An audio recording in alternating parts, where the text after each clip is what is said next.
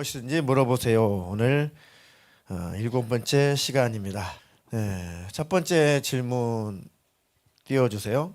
사람이 죽었을 때 바로 천국이나 지옥에 가는지 아니면 전부 무덤 속에서 잠자다가 예수님 재림시 모두 무덤이나 물이나 산속에서 나와서 심판을 받는지 궁금합니다.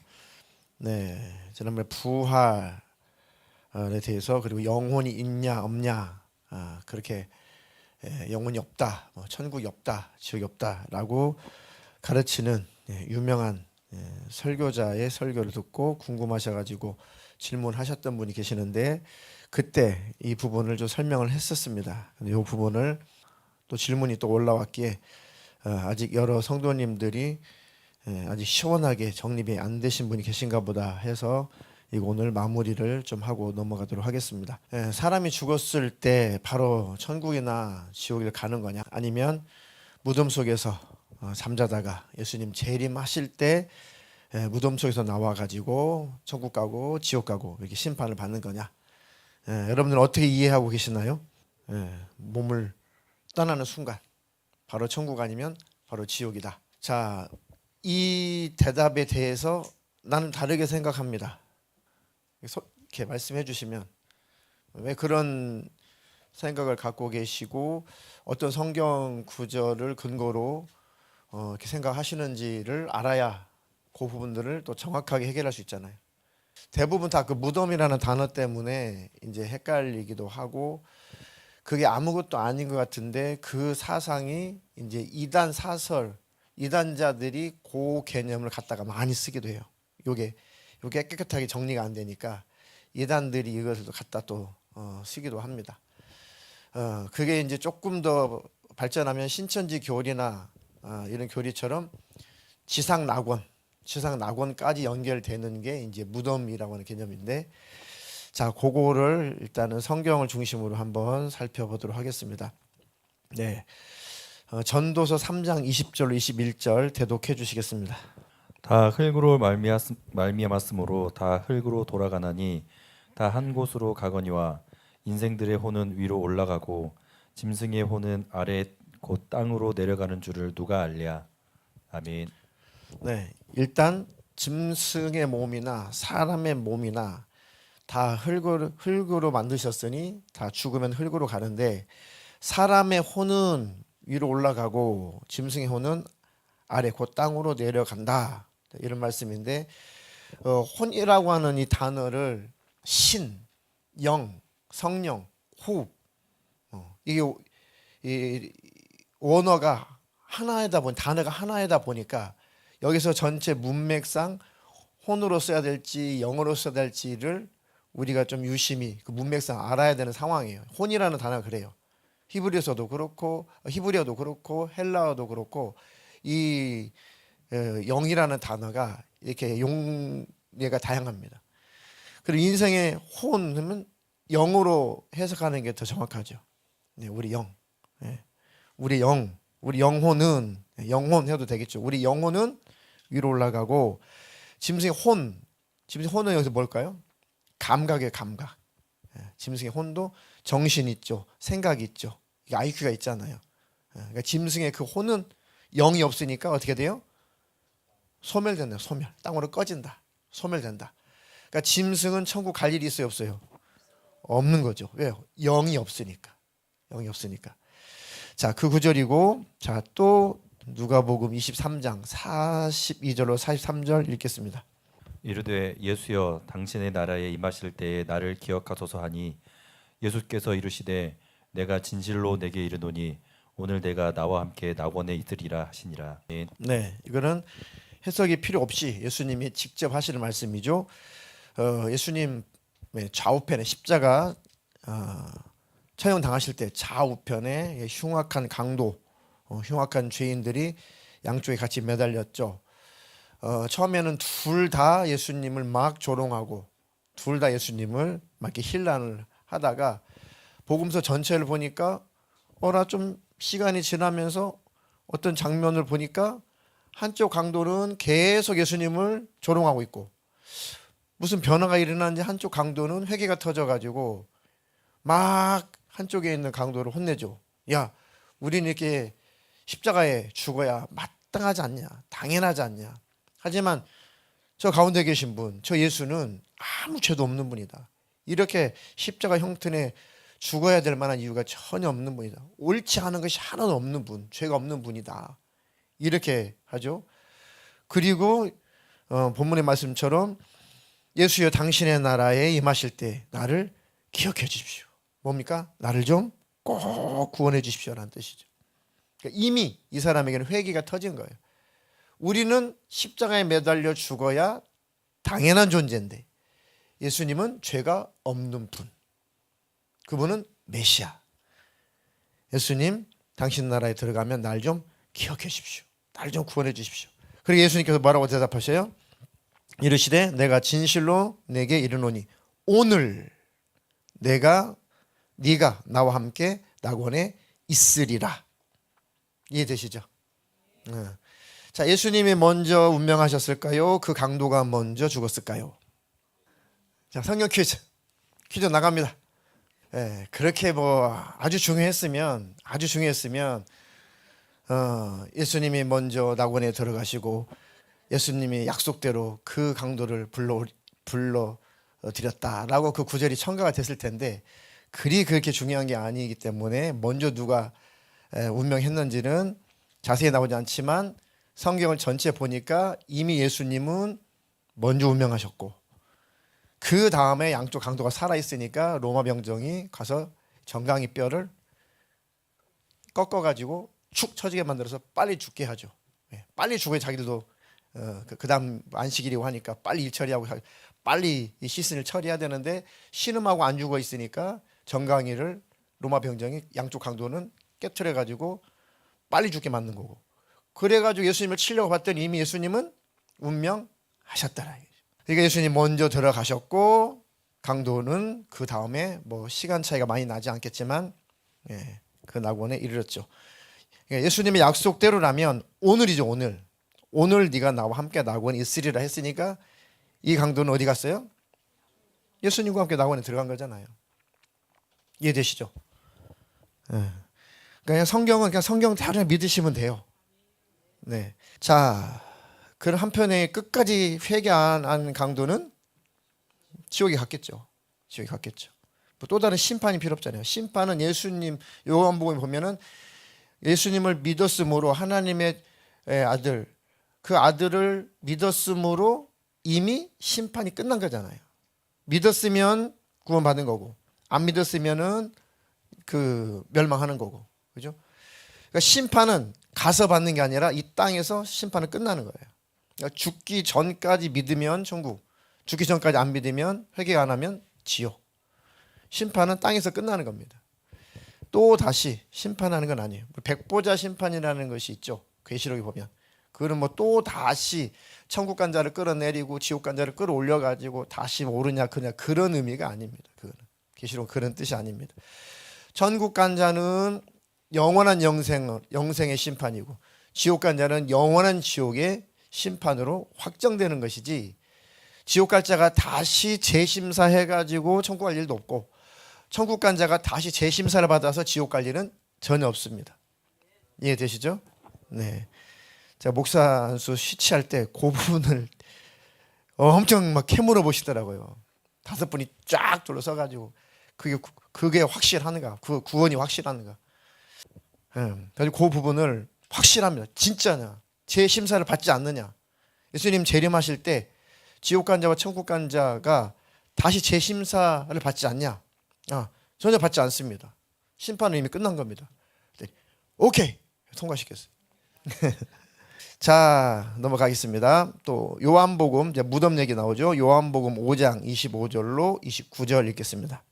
진실로 진실로 너희에게 이르노니 죽은 자들이 하나님의 아들의 음성을 들을 때가 오나니 곧 이때라. 듣는 자는 살아나리라. 아버지께서 자기 속에 생명이 있음 같이 아들에게도 생명을 주어 그 속에 있게 하셨고 또 인자됨으로 말미암아 심판하는 권한을 주셨느니라.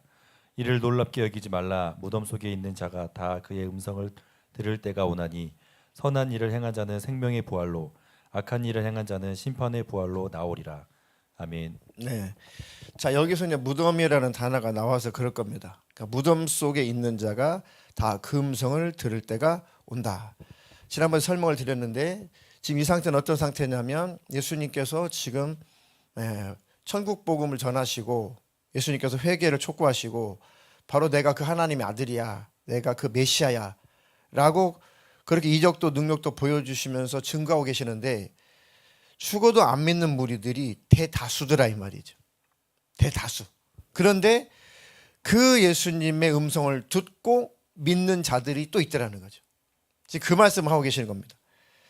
자, 진실로 진실로 이르노니 죽은 자들이 하나님의 아들의 음성을 들을 때가 오나니 곧 언제예요? 이때다. 지금 내가 하나님의 아들 메시아로 구세주로 왔다. 그러면 영적으로 아담 이후 영적으로 지금 영적으로 죽은 자들이잖아요. 영적으로 다 죽은 자들인데 생명을 주시려고 오신 예수님의 음성을 듣고 예수님께 나오는 자는 죽은 영혼이 살아나는 거죠. 그거를 28절에 무덤 속에 있는 자, 영적으로 죽음 속에 있는 자가 그 음성을 들을 때가 온다. 예수님의 음성을 들을 때가 온다. 그 음성을 듣고 예수님께로 오면 산다 그 얘기예요. 그러니까 이 무덤은 영적인 죽음의 상태를 말하는 거죠. 이해가 되십니까? 자, 이를 놀랍게 여기지 말아라. 무덤 속에 있는 자가 다 그 음성을 들을 때가 오나니 선한 일을 행하는 자는 생명의 부활로. 선한 일이 뭐예요? 예수님을 믿고 회개하는 삶을 사는 자가 선한 일을 행하는 자죠. 그들은 당연히 생명의 부활로 세마포를 입고 천국에 들어가는 것이고, 악한 일을 행하는 자는 예수 안 믿고 회개하지 않고, 제일 예수 안 믿는 게 제일 악한 일이잖아요. 그죠? 회개하지 않는 게 악한 일이잖아요. 당연히 심판받고 심판의 부활, 지옥으로 들어간다는 거죠. 여기 이 무덤이라고 하는 것은 영적인 죽음의 상태, 하나님과 분리된 상태.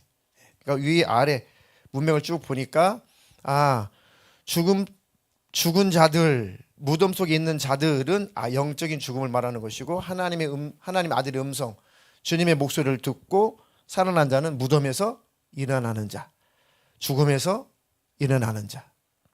이것을 뜻하고 계시는 거예요. 이해가 되셨죠? 예. 그러니까 사람이 죽으면 어떤 중간 상태에 있는 게 절대 아니다.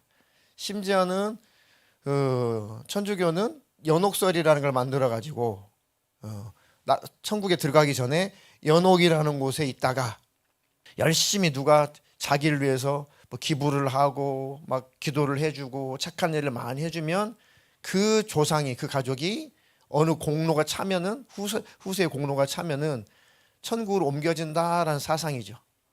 근데 그 사상은 성경이 전혀 있어요, 없어요? 전혀 없는 거죠. 전혀 없는 겁니다. 네, 그래서 이런 것들을 잘못 해석하고 잘못 풀어서 많은 이단자들이 이것을 주요 교리로 삼는 이단자들이 많이 있습니다. 그러니까 성경대로 예수님께서 네가 오늘 나와 함께 나원에 있을 것이다 했으니까 바로 천국 가는 것이고, 그렇지 않으면 지옥 가는 것이고, 무덤이라는 것은 영적인 죽음의 상태를 말하고 있는 거죠. 그러면 지금 다 예수님 안 믿는 사람들은 어디 속에 지금 다 갇혀 있어요? 다 무덤 속에 있는 거예요. 무덤. 근데 그들이 우리를 통해서 주님의 음성을 듣게 되면 무덤에서 일어나는 거죠. 영적인 죽음에서 깨어나는 거죠. 이것을 말씀하고 계시는 겁니다. 그러니까 이거예요. 예수님이 다 일어나라. 다 일어나라. 내가 바로 그 메시아다. 내가 바로 너희 죄악을 해결하러 온 내가 바로 메시아다. 이 음성을 듣거든 다 내게로 와서 다 살아나라. 무덤 속에 잠자는 너희 영혼들아 다 내게로 와라. 내가 너희를 다 일으킬 거다. 내가 너희를 살려줄 거다. 아이고 예수님 나 좀 살려주세요 하고 오면은 살아나는 거고, 무슨 소리야, 무슨 당신이 메시아야 하면은 무덤 속에서, 죽음 속에서 지옥 가는 것이고, 그 얘기죠. 그때나 지금도 똑같은 상황이다. 우리는 무덤 속에 있는 자들을 건져내야 되는 거죠. 네, 자, 두 번째 질문 보겠습니다. 모세의 부인 십보라가 남편 모세에게 피난편이라고 한 말의 뜻은 무엇인가요? 네, 이건 무슨 뜻일까요? 피난편. 자, 출애굽기 4장 24절로 26절 읽겠습니다. 모세가 길을 가다가 숙소에 있을 때 여호와께서 그를 만나사 그를 죽이려 하신지라.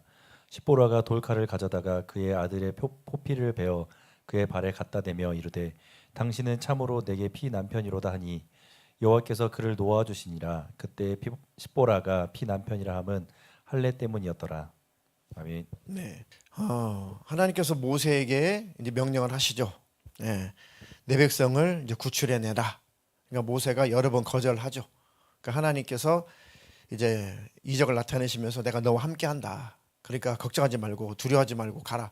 아유 저 다 잊어버려서 애굽에서 배웠던 거 언어까지도 다 잊어버리고 아이고 저 힘도 없고 난 내 나이가 지금 80세인데 뭘 합니까 이제 와가지고 못합니다.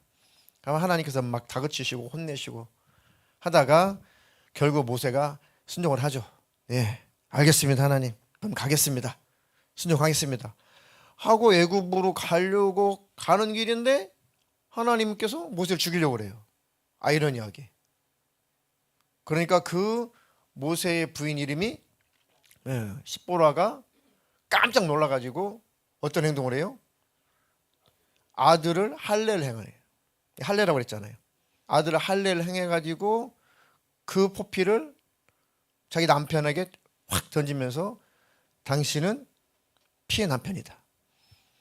십보라가 피남편이라고 하는 것은 할례 때문이다. 내게 피남편이다 하고 그 피남편이라고 말하는 것은 할례 때문이다. 그러니까 할례가 이제 포인트인 거죠. 할례는 뭐예요? 할례는 어떤 의식이죠? 그러니까 왜 어떤 목적으로 할례를 하는 거예요? 할례 의미는 뭐예요? 네, 하나님 백성임을 구분한다. 그 하나님의 백성임을 구분하는 기준은 하나님 말씀의 순종이에요. 할례를 받았다고 해서 백성으로 취급하는 게 아니고 할례를 받았다는 것은 이제 하나님 말씀대로 옛사람을 벗어버리고 이들 하나님의 백성이 되어서 하나님 말씀에 순복하며 살겠습니다의 서원이 바로 할례 의식이었다는 거죠. 그럼 할례 의식 같다는 거는 난 하나님을 따르겠습니다라는 표시란 말이에요. 그죠? 근데 모세가 여러 번, 두 번, 세 번 하나님의 명령을 거스리고 그 애굽 땅으로 가지 않으려고 버티다가 이제는 순종하겠습니다 하고 가는 길인데 하나님께서 갑자기 죽이려고 그래요. 그러니까 이 아내가 십보라가 얼른 아들을 할례를 행한 다음에 모세에게 딱 던졌단 말이죠. 그거는 두 가지 의미가 있어요. 첫 번째는 이 십보라는 아직 남편을 보내고 싶은 마음이 없어요. 생각해 보세요. 40년 동안 같이 살아서 아기 낳고 근데 갑자기 자기 민족을 구원하라고 여호와가 나타나가지고 보냈으니까 간다는 거예요. 그러면 정상적인 여자는 그게 이해가 돼요? 이해가 안 되잖아요. 지금 십보라는 지금 여호와도 몰라요 지금. 지금은 그 여호와라는 신 누군지도 모른다고요. 십보라는 지금. 근데 갑자기 남편이 나도 잘 모르는데 뭐 여호와라는 신인데 우리 신이래 그 신이. 뭐 아브라함 때부터 이렇게 쭉 우리 그 신이라고 듣긴 들었는데 그 신이 진짜 나한테 나타났다니까. 근데 진짜 있어 그 신이. 근데 그 신이 저 애굽에 있는 그 250만 명, 300만 우리 그 동포를 건져내라고 나보러 가라고 하시네. 근데 안 간다고 버텼거든. 근데 막 죽이려고 그래 막. 그래가지고 내가 간다고 순종했거든. 손 넣어봐라 했더니 문둥병자가 되고 뭐 다시 빼봐라 했더니 또 다시 뭐 회복되고 아 이거 진짜 신 맞아. 여호와 맞아. 조상 대대로 전승되었던 그 여호와 신 맞아. 그래서 나는 가드 같아. 그 소리를 듣고 그 아내가 이해를 했겠어요? 이해 안 되잖아요. 여호와는 뭐고 지금 도대체가 지금 뭐가 지금 뭔 소리 하는지 모르잖아요 지금. 나이가 이제 80세인데 아니 하늘은 당신한테 지금 뭐 여호와라는 신이 당신한테 뭐 당신 뭐 알아 뭐 당신 뭐 칼 하나 제대로 변변한 칼이 하나 있어. 당신이 무술을 할 줄 알아? 당신 혼자 가가지고 그 250만 명 끌어낸다고? 일반적으로는 이해가 안 가죠. 그 하나님의 모세를 죽이시려고 작정한 게 아니에요. 죽이려고 그러면 뭘로 또 보냈냐고요. 이거는 십보라가 할례를 해서 모세에게 던지잖아요. 그 먼저 하나님은 십보라를 깨우쳐 주시는 거죠. 이제 네 남편이 네 게 아니야. 네 남편은 내 종이야. 내가 쓸 내 종이야. 내 백성이야. 그리고 네 남편이 이제 순종할 자야. 이제 옛사람은 다 버리고 이제는 나의 사람이 되어서 이제는 순종할 자야. 지금 그 메시지를 지금 계속 모세를 죽이려고 하는 그런 상황 속에서 십보라를 깨우치고 계시는 거예요. 십보라가 깨달았죠. 그렇구나. 그래서 얼른 포피를 잘라가지고 할례가 뭐예요? 하나님께 복종이란 말이죠. 하나님 뜻에 순종, 하나님 말씀대로 살아가는 존재, 이 정체성이란 말이에요. 알겠습니다. 그래서 그 남편에게 그 할례한 포피를 딱 던지죠. 포피를 던지죠. 알겠습니다. 내 남편이 아니라 당신의 종이니까 당신에게 순종할 자인 것을 내가 시인합니다. 인정합니다. 당신은 피남편이야. 당신은 하나님의 종이고 새로워진 자야. 새로워진 자. 이해가 되시죠? 그리고 나서 하나님께서 죽이려고 하셨던 그런 액션을 멈추고 이제 십보라도 깨우쳐 주시고 모세는 그 길을 떠나죠. 그러니까 십보라를 하나님께서 깨우쳐 주시려고 하는 그런 마음. 또 모세는 나는 하나님께 순종할 자. 나는 하나님의 종. 난 하나님의 말씀에 순복하고 이제는 순종하며 가야 될 자라고 하는 모세 자신에게도 정체성이 완전히 확립이 된 사건이에요. 할례라는 단어가 그렇습니다.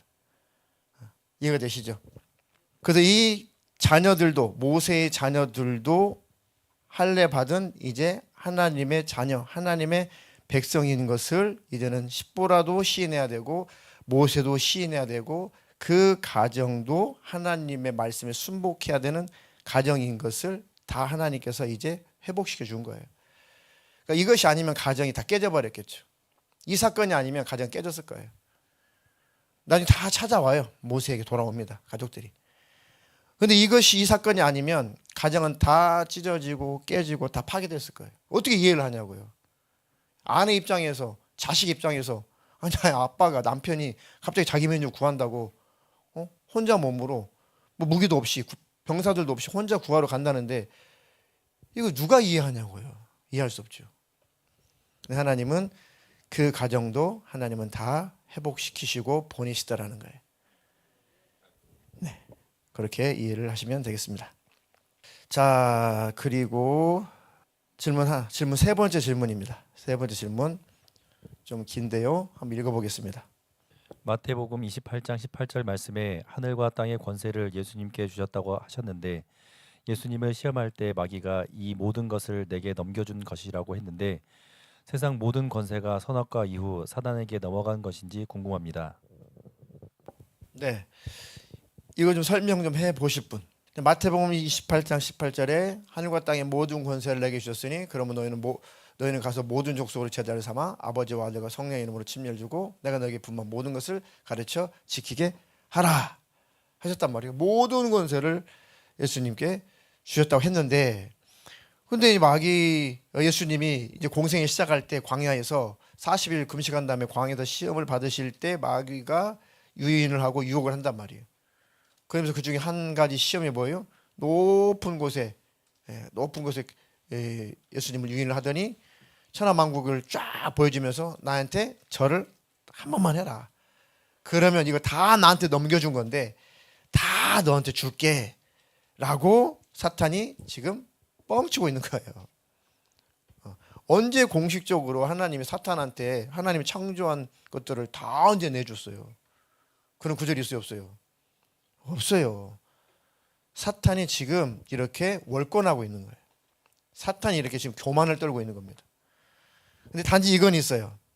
아담과 하와가 범죄하기 전에는 모든 것에 소유권이 있었잖아요. 생육하고 번성의 지배에 다스려 다 소유권이 있었잖아요. 그죠? 그런데 범죄함으로 말미암아 그런 소유권을 가지고 그것들을 사용할 만한 권한을 뺏긴 거예요. 뺏겼으니 누가 불법적으로 점령하겠어요? 마귀가 불법적으로 점령하는 거죠. 마귀가. 그러니까 마귀는 예수님이 불법자예요. 불법자. 언제 하나님이 창조한 모든 아름다운 것을 모든 것들을 하나님 능력 언제 하나님께서 야 내가 졌다 다 져 네가 이겼어 한 적이 어디 있어요? 없죠.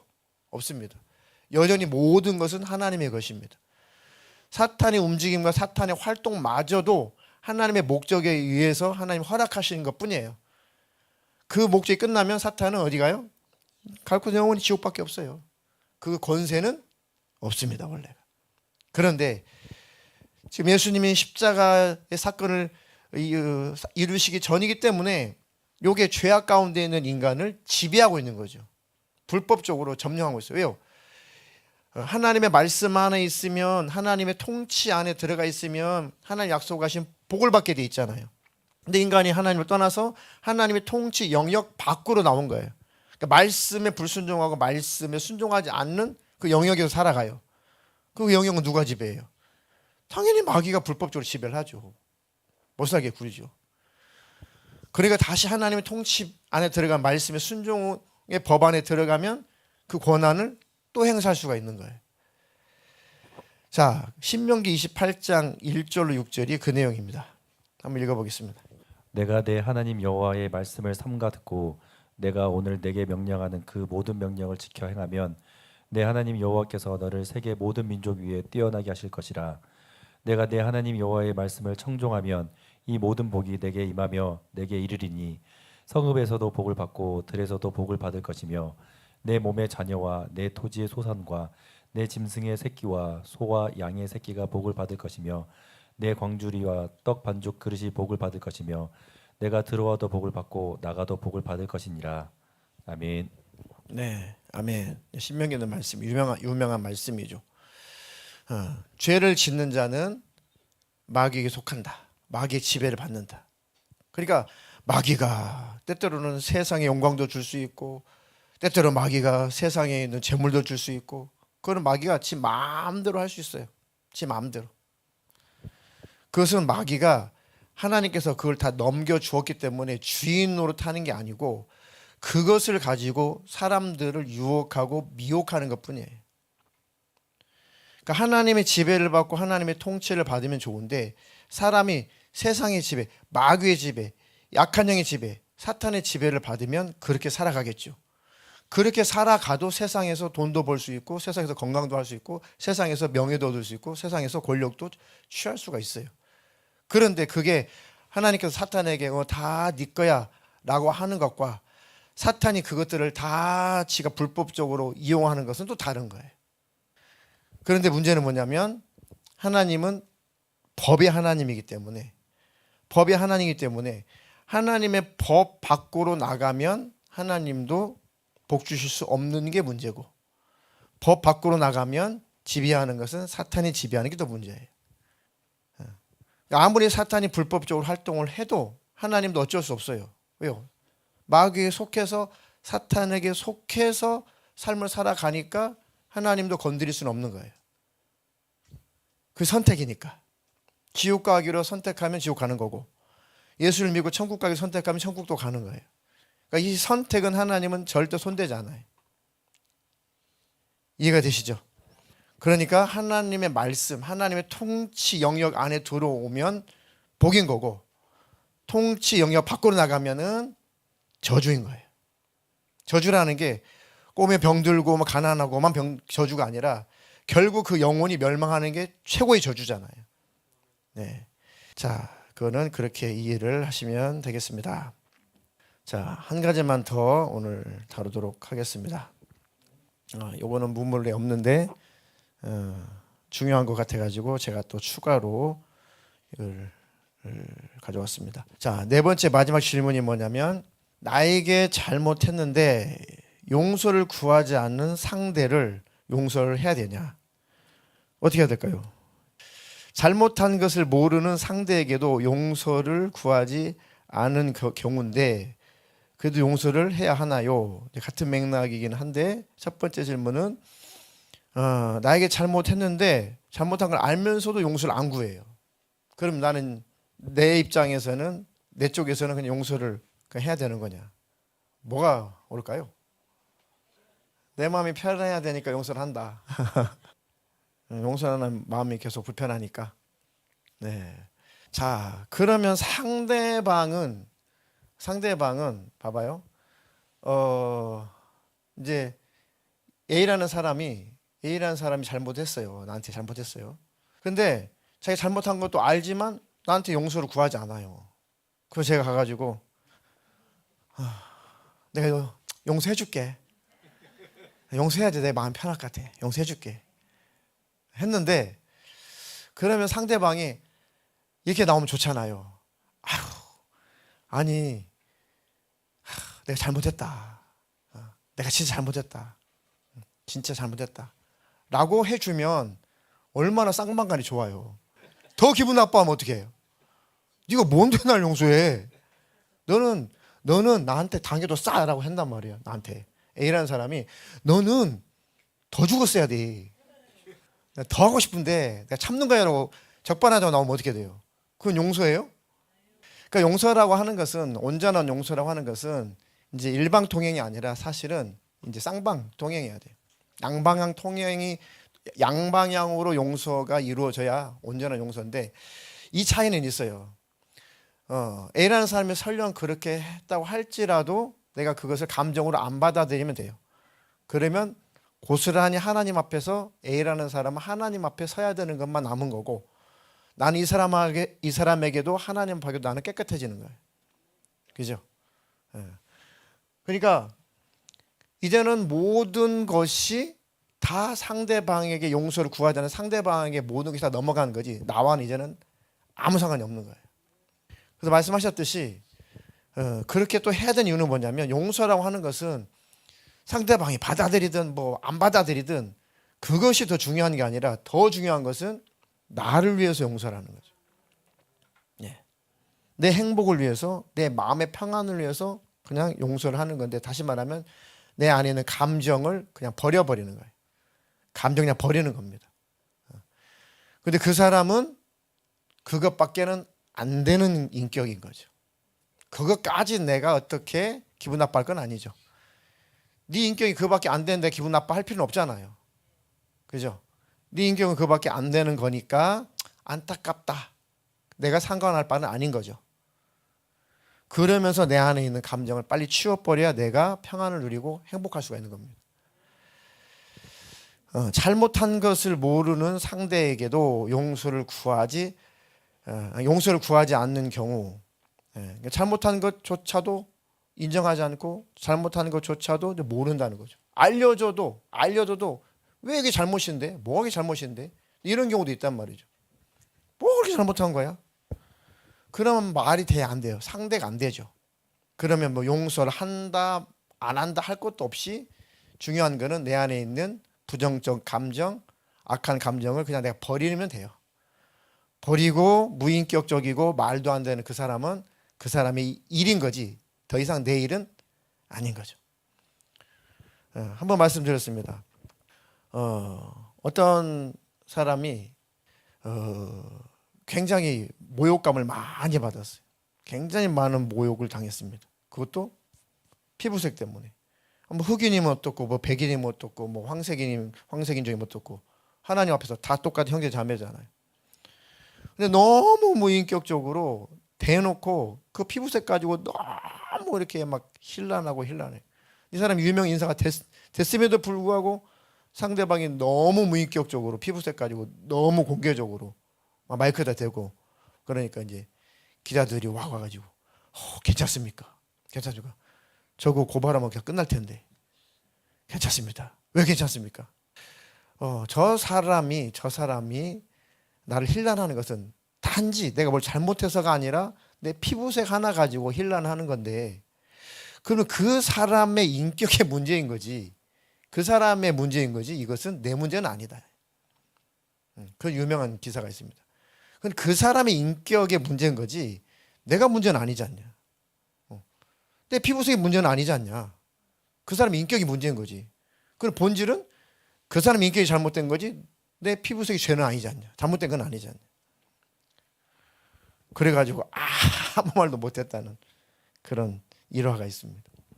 그러니까 그렇게까지 이 사람이 자기 마음을 다스리고 이렇게까지 자기 인격을 키워낼 때까지 얼마나 많은 고난과 얼마나 많은 그 조롱과 얼마나 많은 힘든 일이 있었겠냐고요. 이 사람이 이렇게 갑자기 이렇게 성장했겠어요?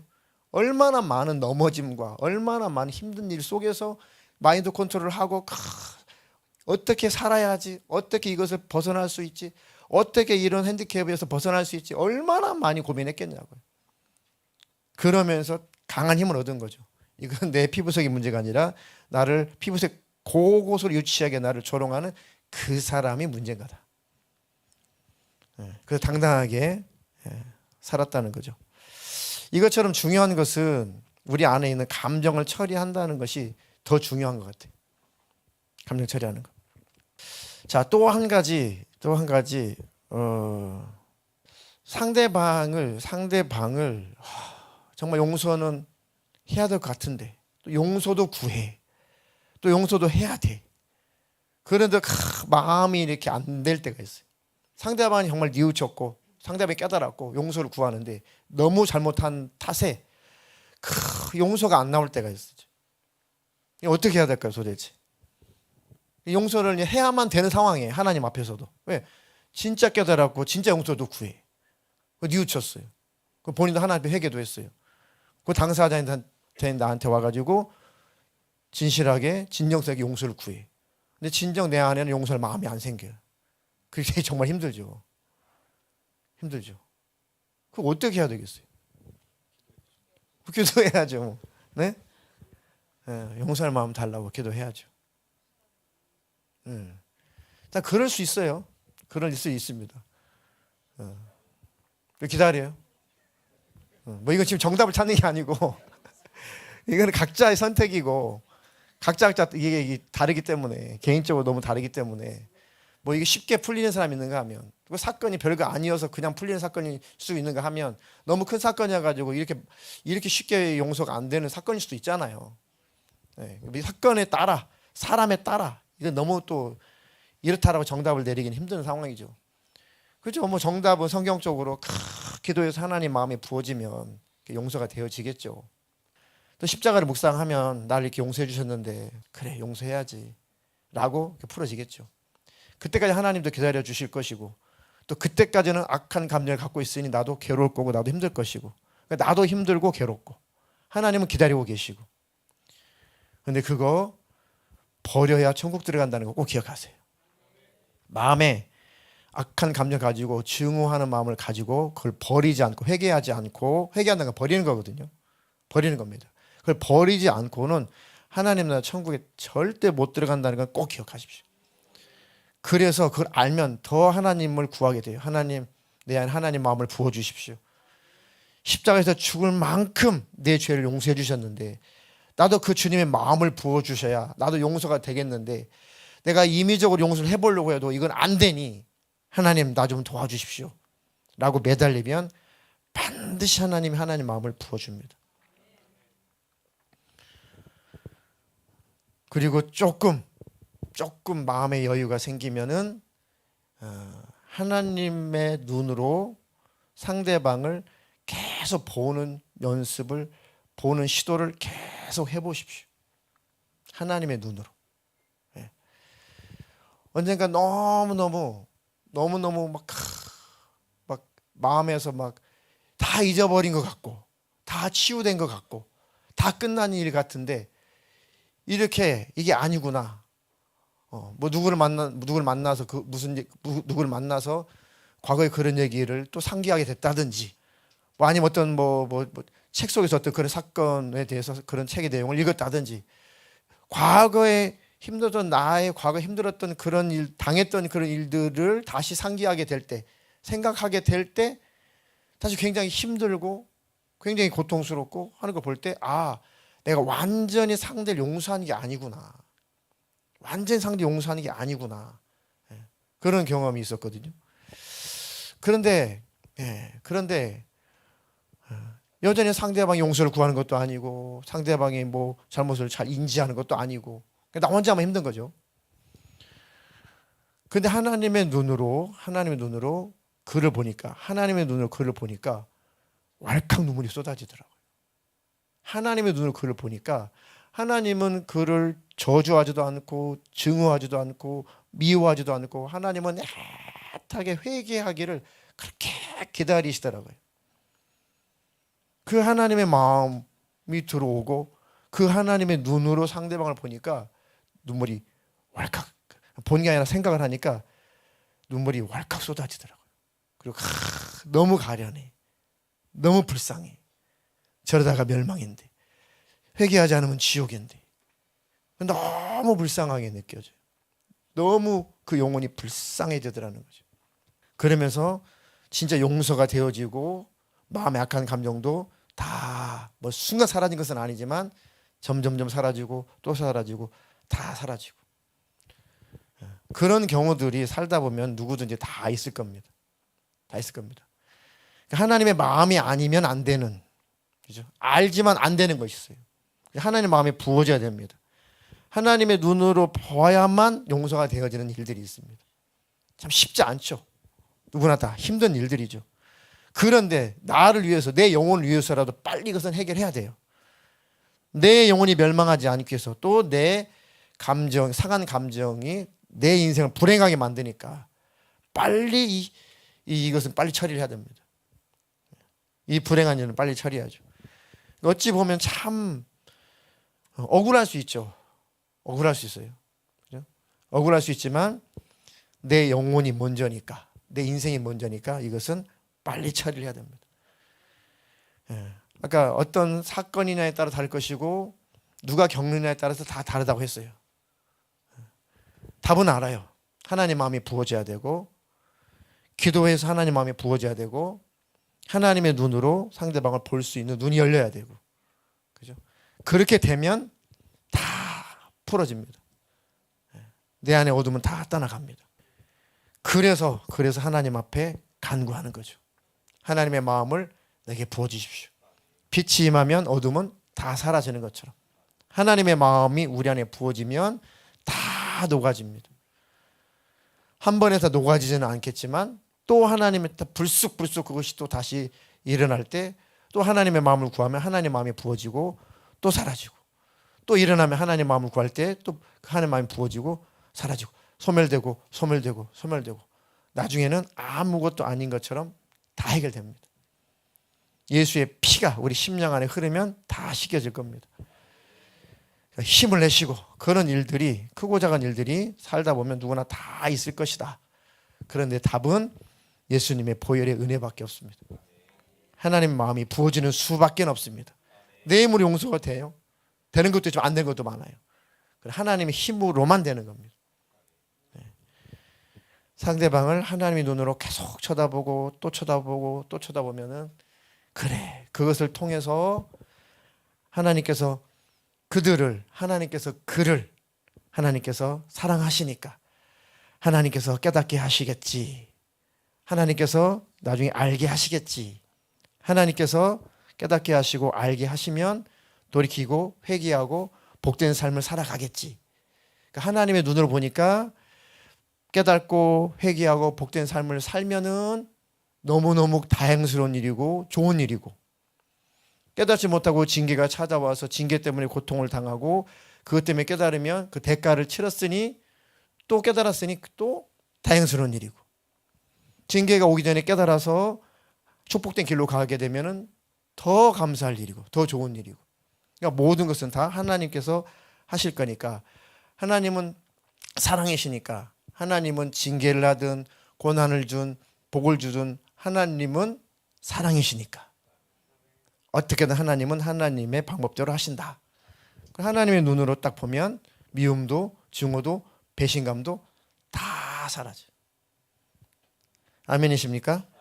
네, 그 하나님의 가슴을 만나시고 하나님의 눈으로 상대방들을 보시기를 주님의 이름으로 축복합니다.